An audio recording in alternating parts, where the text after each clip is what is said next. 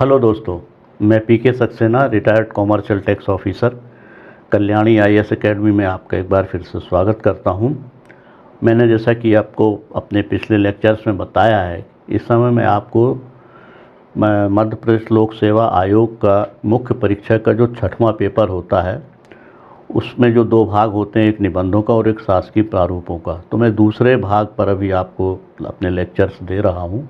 यानी शासकीय प्रारूपों के संबंध में मैंने 8-9 लेक्चर्स अभी जारी किए हैं, ऐसे फार्मों के बारे में जो शासकीय कार्यालयों में जनरली उपयोग में आते हैं और जब आप अधिकारी बनेंगे तो उनको आपको उपयोग करने का मौका भी मिलेगा। इसी तारतम्य में आज मैं आपको शासकीय कार्यालयों में उपयोग में आने वाले 2 प्रारूपों के बारे में बताऊंगा। एक को कहते हैं विज्ञापन और दूसरे को कहते हैं प्रपत्र। बड़े आसान प्रारूप हैं, ये छोटे छोटे प्रारूप हैं, बहुत ज़्यादा कठिन नहीं है इनको समझना। और इनको थोड़ा सा ध्यान से सुनेंगे और सुनने के बाद लिखेंगे तो आपको समझ में आ जाएगा कि ये प्रारूप क्या होता है। चलिए शुरू करते हैं पहले प्रारूप से, जिसका नाम है विज्ञापन। विज्ञापन बड़ा साधारण सा प्रारूप है, आप लोगों ने कई बार अखबारों में पढ़ते हैं। बहुत सारी चीज़ों के बारे में जो सूचना निकलती है, वैवाहिक संबंधों में, किसी उत्पाद के बारे में, सरकार द्वारा भी कई नियुक्तियों आदि के लिए सूचनाएं प्रकाशित करी जाती हैं। अभी आपकी पोस्टें निकली होंगी पीएससी के लिए, वो भी आप लोगों ने पढ़ी। ये विज्ञापन कहलाता है। ये आप सब लोगों ने देखा है, परिचित हैं कि विज्ञापन क्या होता है। अभी विज्ञापन की परिभाषा को कैसे परिभाषित किया जा सकता है, ये एक सोचने वाली बात है। विज्ञापन एक शब्द है, लेकिन अगर इसको लिखना हो कि विज्ञापन के बारे में क्या लिखेंगे, तो इसकी परिभाषा को कुछ यूँ तरह लिख सकते हैं कि विज्ञापन एक ऐसा माध्यम है जिसके द्वारा व्यक्ति अपनी इच्छाओं की पूर्ति के लिए संचार माध्यमों के द्वारा जिन शब्दों को का प्रयोग करके सूचना प्रकाशित करवाता है, वो विज्ञापन कहलाई जा सकती है। यानी ये क्रिया विज्ञापन हो गई। आपने अपनी एक इच्छा है, उसको संचार माध्यम के द्वारा आपने प्रकाशित करवा दिया, तो ये एक विज्ञापन की क्रिया हो गई। विज्ञापन दोनों स्तरों पर होता है, व्यक्तिगत भी होता है और शासन के द्वारा भी इसका उपयोग किया जाता है। और संचार माध्यम इसके लिए जो होते हैं वो अखबार, रेडियो या दूरदर्शन होते हैं। तो एक तो व्यक्तिगत हो गए, दूसरा व्यावसायिक हो गए और तीसरा शासकीय विज्ञापन हो गए। शासन की क्रिया में इसको इस तरह से कह सकते हैं कि जब सरकारें अपनी आवश्यकताओं की पूर्ति के लिए, जैसे निविदा है, ठेका है, रिक्तियां हैं, पदों की आपूर्ति आदि सूचनाओं के लिए, आदि आवश्यकताओं के लिए जब संचार माध्यमों जैसे अखबार, रेडियो है, टेलीविज़न के माध्यम से जब कोई सूचना प्रकाशित करवाती हैं, तो ये क्रिया विज्ञापन कहलाती है। यानी विज्ञापन के माध्यम से बहुत सारे लोगों तक अपनी इच्छा एक साथ निश्चित शब्दों में पहुंचाई जा सकती है। इसका थोड़ा सा इसमें क्या ध्यान रखना पड़ता है विज्ञापन में, चूँकि इसको विज्ञापन को जब प्रकाशित करवाते हैं तो इसमें चार्ज लेती है, जो भी माध्यम होता है वो अपने हिसाब से इसको चार्ज कर। तो इसमें सबसे पहली चीज़ क्या ध्यान रखना चाहिए कि इसको निश्चित शब्दों में और कम से कम जगह में आ जाने वाली भाषा उपयोग करें, ताकि खर्चा इसमें कम आए। यही इसकी मूल भावना होती है कि इसको ऐसे शब्दों में अपन प्रकाशित करें अपनी सूचना को, जिसमें कम से कम खर्च में अपनी बात लोगों तक जो हम चाहते हैं वो पहुंच जाए। तो ये विज्ञापन की परिभाषा हो गई, इसको आपने समझा होगा। अब इसकी कुछ विशेषताएं मान सकते हैं अपन कि विज्ञापन की विशेषताएं क्या होती हैं। देखिए, विज्ञापन की सबसे पहली विशेषता तो यही कहा जा सकती है कि इसको निश्चित भुगतान के रूप में ही प्राप्त किया जा सकता है। मतलब विज्ञापन देने के लिए आपको भुगतान करना है, निश्चित मात्रा में भुगतान करना, जितने शब्द हैं, जितनी जगह घेरी है, संचार माध्यम आपसे उसी हिसाब से इसका भुगतान लेगा। दूसरे इसका महत्व क्या हो सकता है, दूसरा महत्व इसकी ये विशेषता ये हो सकती है, इसे व्यावसायिक मामलों में मान सकते हैं कि जब विज्ञापन के माध्यम से विभिन्न कंपनियां एक ही उत्पाद के बारे में जब अपनी अपनी गुणवत्ता के प्रस्तुत करते हुए उत्पाद का प्रचार करती हैं, तो बाज़ार में एक व्यावसायिक प्रतिस्पर्धा उत्पन्न हो जाती है। और इसका फ़ायदा किसको मिलता है? इसका फ़ायदा जनता को मिलता है, क्योंकि तब जब एक ही प्रोडक्ट को कई कंपनियां प्रचारित करेंगी तो जो गुणवत्तापूर्ण होगा वही उत्पाद खरीदा जाएगा। तो हर कंपनी क्या प्रयास करेगी कि मैं अपने उत्पाद में अधिक से अधिक गुणवत्ता दूं ताकि मेरा उत्पाद लोगों को अच्छा लगे और उसकी बिक्री बढ़ाई जा सके। तो विज्ञापन का क्या महत्व हो गया व्यावसायिक उसमें कि इसके द्वारा उत्पाद की बिक्री को बढ़ाने का प्रयास किया जाता है।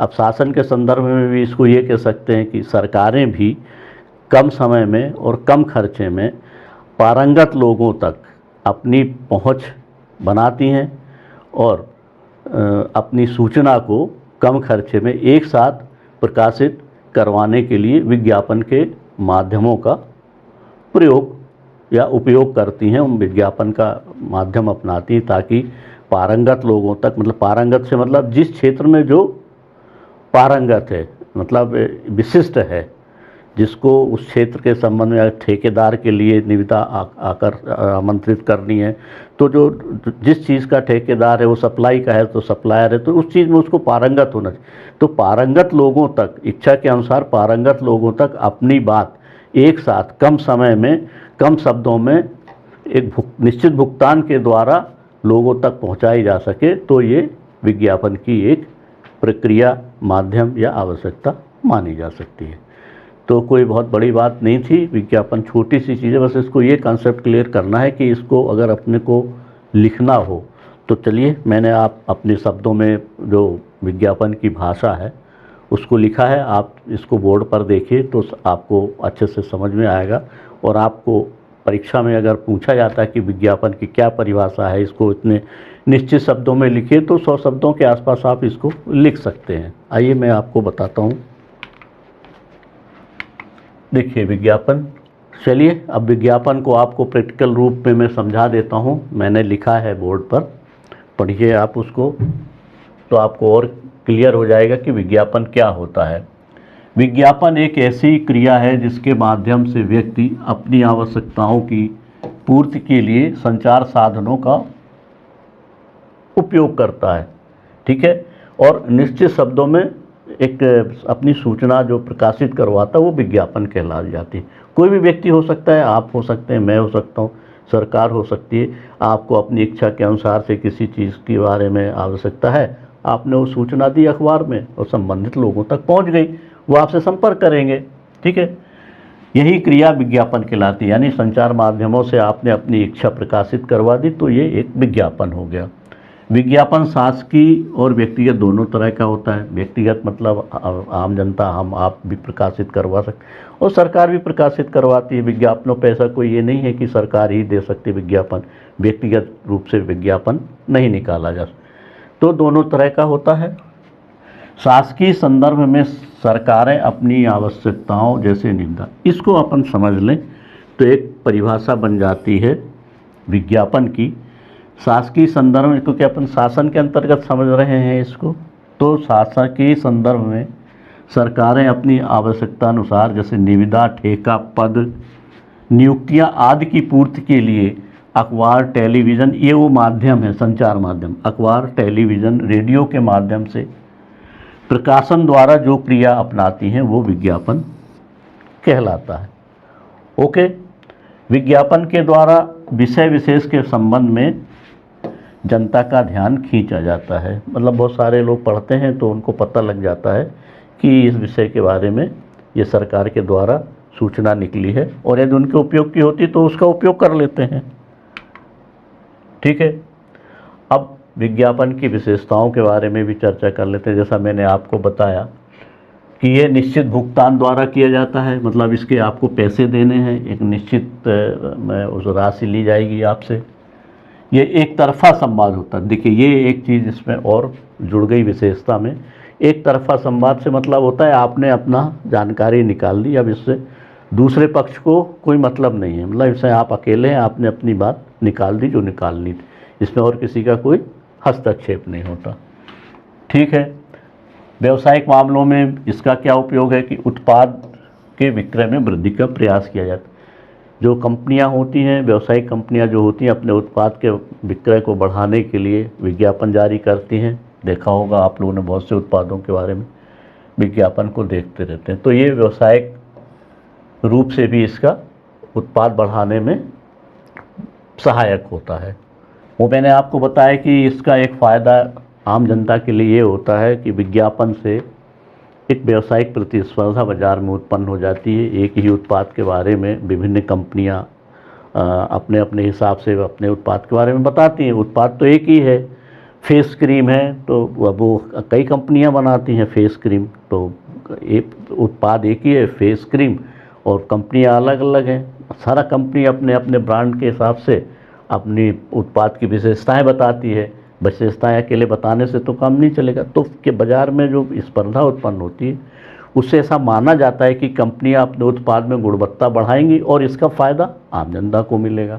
तो ये विज्ञापन का एक बड़ा महत्व है, जिससे कि व्यावसायिक रूप से अच्छे उत्पाद की प्राप्ति मिलने में सहायता मिलती है। यही स्पर्धा का कारण होता है कि आपका अगर उत्पाद अच्छा होगा तो जनता खरीदेगी। शासकीय प्रक्रिया में भी विज्ञापन के माध्यम से कम खर्च पर अधिक गुणवत्ता प्राप्त करना शासन का उद्देश्य होता है। अच्छी चीज़ मिल जाए, कम खर्चे में मिल जाए। प्रतिस्पर्धा, एक बिल्डिंग का निर्माण करवाना है, एक निविदा सरकार की ओर से जारी की गई कि बिल्डिंग का निर्माण करवाना है, इतने रुपये निर्माण करवाना है। ठेकेदारों से निविदाएं आमंत्रित हैं। ठेकेदार पारंगत व्यक्ति हो गया जिसको कंस्ट्रक्शन का अनुभव है।